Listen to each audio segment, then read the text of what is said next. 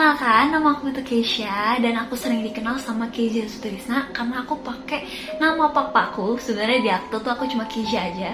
Dan aku itu lahir dan besar di Jakarta.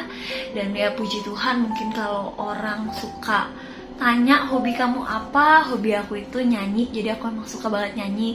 Aku suka cover-cover lagu rohani. Dan puji Tuhan juga aku bisa mengembangkan ide kreativitas aku dengan memberikan kata-kata motivasi atau hal-hal yang bisa nguatin orang lain. Jadi orang sering banget menyebut aku ini seorang influencer, dan aku sangat mengaminkan itu karena aku pengen banget bisa berdampak melalui hidupku.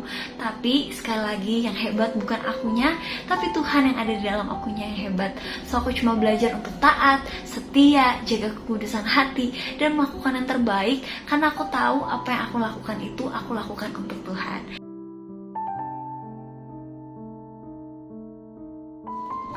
Oke, kalau buat aku Tuhan Yesus ini banyak sosok yang relate sama hidup aku. Jadi Tuhan Yesus ini pastinya yang pertama sebagai Bapa, dimana mungkin aku udah gak punya Bapa atau ayah di dunia, tapi aku punya Bapa di surga yang selalu memimpinku. Karena aku yakin ya, seorang ayah tuh punya kasih yang begitu besar sama anaknya. Aku pernah ada satu momen, ayahku cuma bilang gini, gimana pun kamu ngelakuin gimana pun, kamu seburuk apapun, kamu tetap anakku. So Tuhan Yesus juga punya kasih yang jauh lebih besar daripada Bapa yang di dunia. Dan aku merasakan bahwa Tuhan Yesus itu adalah sosok pengganti Bapakku yang ada di dunia gitu. Dan dia benar-benar seorang ayah itu kan pasti akan membimbing anaknya supaya dia bisa berhasil, dia bisa sukses mencapai tujuannya. Nah, Bapa di surga juga gitu, membimbing, mengarahkan ketika udah mulai keluar track, mulai lagi dimasukin ke tracknya gitu. Dan yang kedua, menurutku sosok Tuhan Yesus itu sebagai sahabat.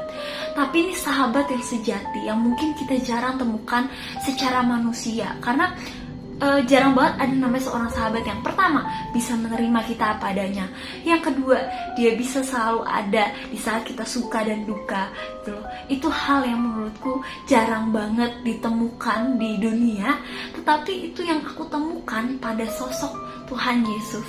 Jadi aku merasa Tuhan Yesus itu sebagai Bapa, sebagai sahabat, sebagai banyak hal di dalam hidupku yang sangat-sangat melengkapi hidupku sehingga hidupku bisa bersukacita.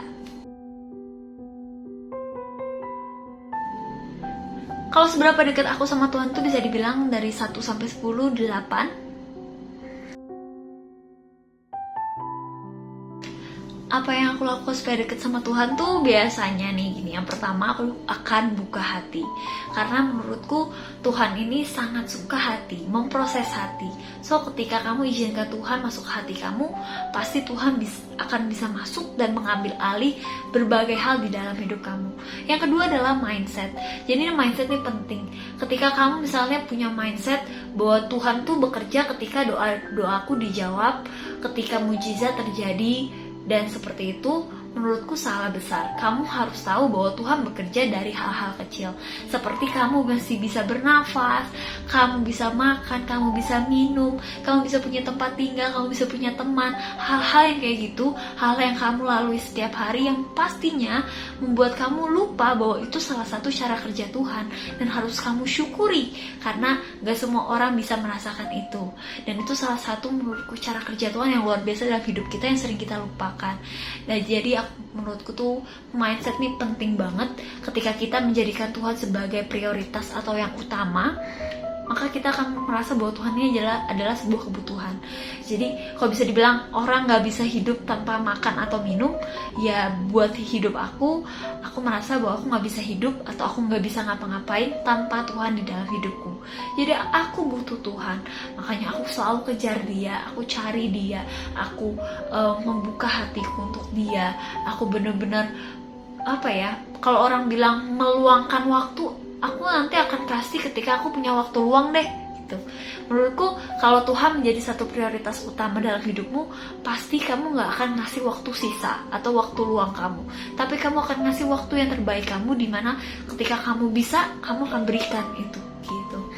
Jadi dua hal itu, yang pertama tadi adalah hati kamu, dan yang kedua adalah mindset kamu. Dan yang ketiga itu ya biasa, pastinya harus namanya berdoa, karena berdoa adalah sarana kita untuk berkomunikasi sama Bapa. Terus kita juga harus baca firman, karena di firman Tuhan banyak banget janji Tuhan yang pasti kamu akan temui dan menguatkan kamu dan bisa menjadi pegangan dalam hidup kamu yang menimbulkan iman di dalam hidupmu.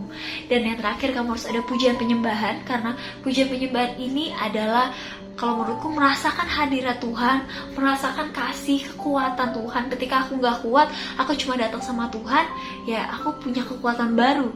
Karena bukan aku lagi yang sendirian, tapi ada Tuhan juga di belakang aku. Kebaikan Tuhan yang gak pernah aku lupakan tuh sebenarnya banyak banget ya, yang bisa dibilang dari hal-hal kecil sampai hal-hal besar. Tapi yang paling berkesan buat aku adalah ketika pandemi COVID ini mulai ada. Itu papaku nggak ada, jadi biasanya tuh kita ada 2 pemasukan, dari papa sama mama. Tapi papaku nggak ada, jadi cuma dari mama. Terus ketika itu mall tutup, jadi pemasukan benar-benar nggak ada.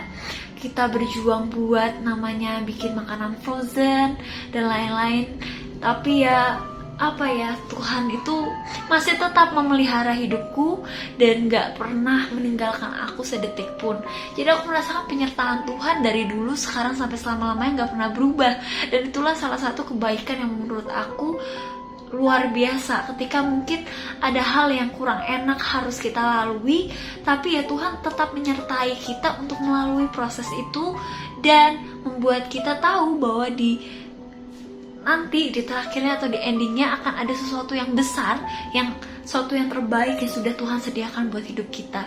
Jadi itu yang aku yakini sih, dan aku merasa kebaikan Tuhan sangat banyak, gak bisa dideskripsikan. Ketika mungkin galau soal masa depan, aku gak kerja karena aku punya asma, jadi aku sangat bahaya untuk keluar kerja gitu. Aku belajar untuk bisnis di rumah, Tuhan buka jalan. Aku diberikan endorse yang bisa kontrak setahun. Itu sangat-sangat luar biasa sih. Buat aku itu salah satu kebaikan Tuhan yang sangat-sangat aku gak bisa deskripsikan. Karena Tuhan begitu baik, sangat baik. Kalau buat aku, anak-anak muda, yuk sama-sama kamu harus tahu Tuhan tuh di dalam hidupmu seperti apa sih. Jadikan Tuhan sebagai kebutuhan. Buatlah Tuhan itu menjadi prioritas di dalam hidupmu. Karena ketika kamu bisa melakukan segala sesuatu untuk Tuhan, ketika kamu bisa melibatkan Tuhan untuk terus ada di dalam hidupmu, apapun yang kamu kerjakan pasti bisa berhasil. Dan pastinya kamu akan mengalami kebaikan Tuhan dari hal-hal kecil sampai hal-hal besar yang bisa membuat kamu kagum banget sama Tuhan. Tuhan begitu luar biasa. Tuhan gak bisa dideskripsikan karena Dia sangat baik, sangat dahsyat, dan sangat luar biasa. God bless you.